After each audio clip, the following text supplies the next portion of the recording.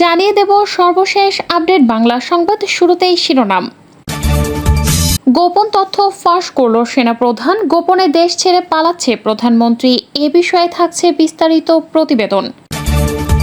এরপর থাকছে মার্কিন যুক্তরাষ্ট্রের ভিসা নিষেধাজ্ঞা শুরু, স্টেট ডিপার্টমেন্টের 7 শ্রেণীর ব্যক্তির তালিকা প্রকাশ। সবশেষে দেখবেন জয় হাসিনার কুকর্মের গোপন ভিডিও ফাঁস, থাকছে ভিডিও সহ বিস্তারিত প্রতিবেদন। এতক্ষণ শুনছিলেন সংবাদ শিরোনাম, এখন থাকছে বিস্তারিত।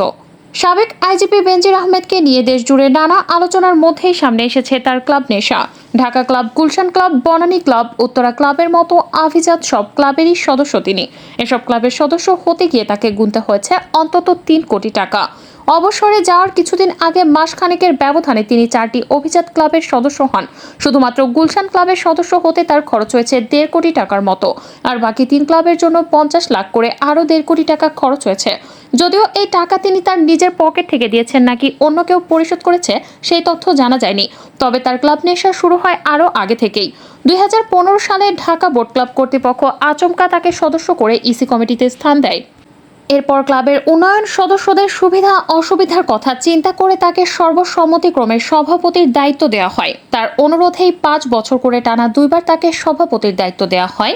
কিন্তু সদস্যরা যে উদ্দেশ্য নিয়ে তাকে সভাপতির দায়িত্ব দেন তাতে গুড়ে বালির মতো অবস্থা হয়েছে। নিজের ক্ষমতার অপব্যবহার করে বোট ক্লাবের দখল নেন, কুক্ষিগত করে রাখেন ক্লাব সদস্যদের, নিজের মতো করে গঠনতন্ত্র সংশোধন করে অনেক কাজ করেছেন যেগুলো ইসি কমিটির অন্যান্য সদস্য ও সাধারণ সদস্যরা মেনে নিতে পারছেন না। সদস্যদের ভালো লাগার ক্লাবটি এখন বেনজিরের জিম্মি হয়ে আছে। ক্লাবের ফান্ডে থাকা 260 কোটি টাকার বিষয়েও খোঁজ বা পাত্তা পাচ্ছেন না ক্লাব সদস্যরা। সাম্প্রতিক সময়ে বেনজির পরিবারের 621 বিঘা জমি ও 33টি ব্যাংক হিসাব জব্দের খবর চাউর হওয়ার পরেই সোচ্চার হয়েছেন সাভারের আশুলিয়ার বিরুলিয়ায় তুরাগ নদীর তীরে নির্মিত ঢাকা বোট ক্লাবের কয়েক হাজার সদস্য। 2014 সালে ক্লাবটি প্রতিষ্ঠা করা হয়। দুর্নীতির অভিযোগ ওঠার পরপরই ক্লাব সদস্যরা বেনজির আহমেদকে সভাপতির পদ থেকে অপসারণের দাবি জানিয়ে আসেন। সাবেক সেনা কর্মকর্তা থেকে শুরু করে পুলিশের উচ্চপদস্থ অন্তত 200 জন কর্মকর্তা, ঢাকা বিশ্ববিদ্যালয়ের সাবেক বর্তমান অনেক ভিসি সহ 30 থেকে 35 জন শিক্ষক, সাবেক বর্তমান 20 জনের মতো মন্ত্রী, এমপি, সিকিউরিটি এক্সচেঞ্জ কমিশনের চেয়ারম্যান, সাবেক ডজন খানেক সচিব, শতাধিক শিল্পপতি, ব্যবসায়ী, সিনিয়র সাংবাদিক, সম্পাদক, নানা শ্রেণী পেশার সদস্যদের এই ক্লাব। তারা সভাপতি হিসেবে বেনজিরকে দেখতে চান না। সভাপতি হিসেবে আধিপত্য বিস্তার, ঘনিষ্ঠ কয়েকজনকে নিয়ে সিন্ডিকেট করে তুলে বেপরোয়া কর্মকাণ্ড সহ নানা কারণে ক্লাব সদস্যরা বেনজিরের ওপর ক্ষুব্ধ। সাধারণ সদস্যরা বলছেন, বর্তমান সামাজিক এই ক্লাবটিতে বিব্রতকর পরিস্থিতি বিরাজ করছে। বেনজিরের অপকর্ম জানাজানির পর তার সিন্ডিকেটের সদস্য ছাড়া আর কোনো সদস্যই চাচ্ছেন না তিনি সভাপতি হিসেবে থাকেন। সবাই চান তিনি নিজে থেকে সরে যান। অনুসন্ধানে জানা গেছে, বেনজিরের বেপরোয়া আচরণ ইসি সদস্যদের তোয়াক্কা না করার কারণে কেউ ক্লাবের বিভিন্ন সভায় উপস্থিত হতে চান না। মাঝে মধ্যে যারা উপস্থিত হন তাদের জন্য সেটি সুখকর হতো না। কারো মতামতের তোয়াক্কা না করে নিজের মন মতো সিদ্ধান্ত নেন বেনজির। তার এসব সিদ্ধান্তে সাপোর্ট করতেন গোটা কয়েক ইসি সদস্য।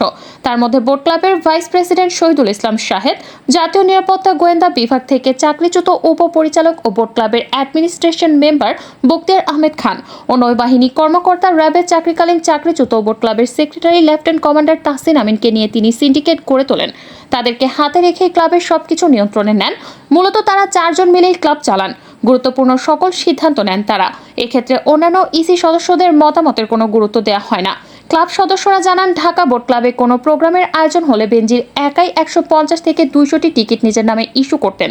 এক্ষেত্রে অন্যান্য সদস্য ইসি কমিটির সদস্যরা কোনো অতিথিকে দাওয়াত দিতে পারতেন না। টিকিটবিহীন কাউকে প্রবেশ করতে দেওয়া হতো না। এ নিয়ে সদস্যদের মধ্যে চরম ক্ষোভ। বেনজির সভাপতির দায়িত্ব গ্রহণের পর ক্লাবের দৃশ্যমান কোনো উন্নতি হয়নি। 260 কোটি টাকা ক্লাবের ফান্ডে ছিল। সেই টাকা এখন কি অবস্থায় আছে সেটি ইসি সদস্য থেকে সাধারণ সদস্য কেউই জানেন না। আধিপত্য বিস্তার, নিজের সিন্ডিকেট শক্তিশালী করার জন্য কত পছন্দের মানুষকে বেনজির বিনা টাকায় এবং কাউকে কম টাকায় সদস্য করেছেন তার হিসাব নেই।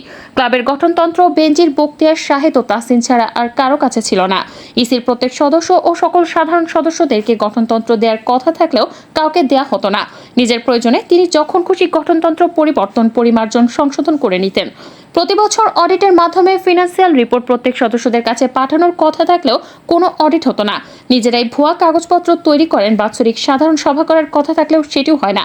বিশেষ প্রয়োজনে এক্সট্রা সাধারণ সভা করার নিয়ম থাকলেও সেটি করেন না। এসব নিয়ে কেউ ভয়ে কথা বলেন না। যারাই কিছু বলার চেষ্টা করেন তাদেরকে অপমান, অপদস্থ করেন।